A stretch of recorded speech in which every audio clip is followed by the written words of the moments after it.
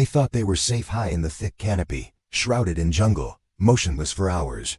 The Japanese snipers had earned a fearsome reputation across the Pacific. With silent precision and ruthless patience, they pinned down squads, delayed entire companies, and turned calm mornings into fatal traps. But what they weren't prepared for was the storm that came from below, a sound like hell itself ripping open the earth. Not mortar, not rifles, but 4 M2 Browning .50 caliber machine guns, mounted together, spinning, roaring, and tearing the jungle to pieces. This was no ordinary response. This was the Quad .50, and it didn't aim for you, it aimed through you. The Americans had a problem in late 1944. Dense Pacific jungles turned every advance into a death march. Every rustle in the trees could be a sniper. Every step could trigger a bullet to the skull. They learned the hard way at Bougainville, Guadalcanal, and later on Luzon. The Japanese dug in snipers perched in trees, deep-rooted behind thick brush, camouflaged in ways that fooled even the sharpest scouts. They'd wait, sometimes for days, then a shot, one man down. Confusion, panic, the jungle swallowed the killer back up. But the Americans adapted, fast. Somewhere between desperation and fury, they got creative. They didn't just bring firepower, they brought overkill. They pulled Quad .50 cals from anti-aircraft units and aimed them horizontally. Mounted on half-tracks or tripod bases, the four-headed beast could spit nearly 2,300 rounds per minute of half-inch diameter lead armor piercing. Tracer-tipped and impossible to outrun. Jungle patrols that once crawled on hands and knees now rolled with thunder. At the first crack of a sniper shot, squads didn't drop, they called in the quad. And when it spoke, the jungle fell silent for about 5 seconds.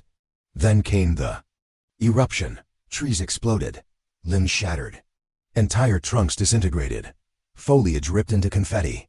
Anything alive, sniper or not, vanished under a cloud of gun smoke and splinters.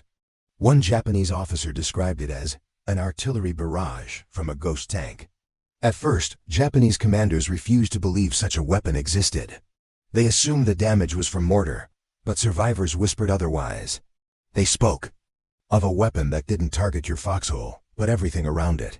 Trees collapsed as if felled by invisible giants. Those hiding in treetops found themselves falling, still gripping their rifles, only to be shredded before hitting the ground. Some tried to burrow, others abandoned their posts. The psychological toll was as brutal as the bullets themselves. Snipers weren't just killed, they were erased. It didn't take long for fear to spread. American units began painting names on their quad mounts: Jungle Reaper, Tree Surgeon, Bushwalker. And word got out. Japanese troops began leaving sniper positions unmanned. In captured diaries, one note read, "We are not fighting men, we are fighting gods with fire in their hands." But what made this more terrifying wasn't just the destruction. It was how precise the Americans had become. With spotters, they could triangulate the location of a sniper with chilling accuracy. Once the quad was directed, it didn't just spray wildly, it sliced through the forest with intention. As if it had eyes. And yet, there's more to what the Quad .50 unleashed in the Pacific than just bullets. It changed the mindset, the fear shifted. The same Japanese snipers who once hunted in shadows now found themselves hunted by a machine that didn't flinch, didn't blink, and never missed twice. But the true psychological blow was still to come, because one battle, one night operation, showed the full terror of this weapon in ways no Japanese soldier ever expected. And it didn't just cut down trees. It silenced an entire hillside. In under 90 seconds. Keep watching, because when we reveal the night American forces used the Quad .50 not just as defense, but as a message. It was February 1945. The island of Iwo Jima was already soaked in fear and fire. But on its eastern ridge, where thick growth still clung to the volcanic rock, a platoon of American Marines stumbled into a nightmare. 2 men down without a sound, no movement, no warning. The sniper had waited for nearly 36 hours, nestled in a hollowed-out tree, camouflaged so well the forward scouts walked within 10 feet without seeing him. The entire platoon froze. Any sudden move would mean death. Radios crackled. One word. Repeated. Jabo. A code word, not for a man, but for the monster. Within minutes, the low rumble of a half-track shook the earth. Mounted on its back was the Quad .50, manned by a crew who'd seen this before. There were no speeches, no hesitation. Just coordinates and confirmation. The gunner gave a tight nod. The barrel spun forward, then thunder cracked. A wall of smoke burst into the trees, and a glowing river of tracers tore through the forest line like divine fury. Every vine, every leaf, every branch ignited and disintegrated in seconds. The air sizzled. The sound alone broke nerves. The entire ridge lit up like a battlefield in daylight. Only the light came from streaking hawk lead. The sniper never fired a second shot. When the Marines moved in, they didn't find a man, they found fragments. The tree was no longer a tree. It was pulp. Around it, 6 more snipers were found, bodies mangled, weapons melted, faces still twisted in shock. They hadn't been spotted. They had been predicted.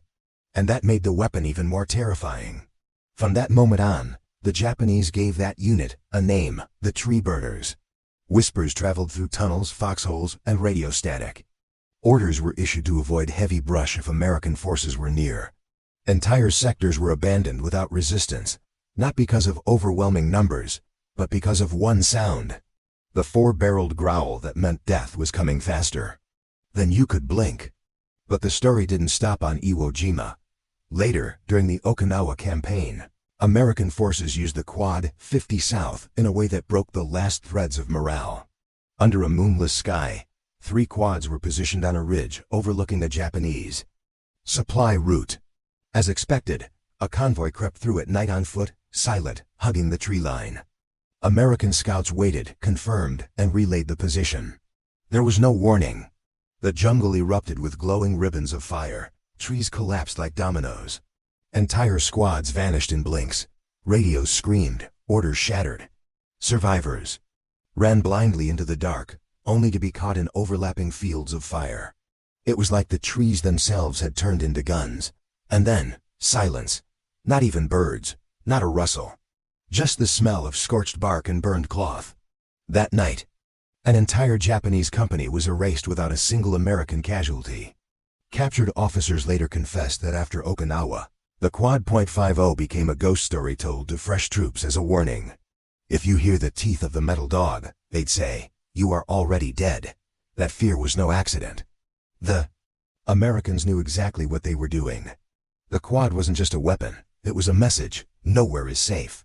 Not behind trees, not in silence, not in the dark. And even today, among military historians and veterans, the name sticks. Not just for its power but for how it flipped the script on jungle warfare.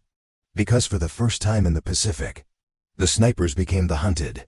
If you found this story as intense as the roar of the Quad .50 itself, hit like, share this with someone who loves untold World War II stories, and tell us in the comments what moment in war history shook you the most.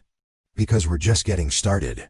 Subscribe for more real battlefield tales that history books left behind.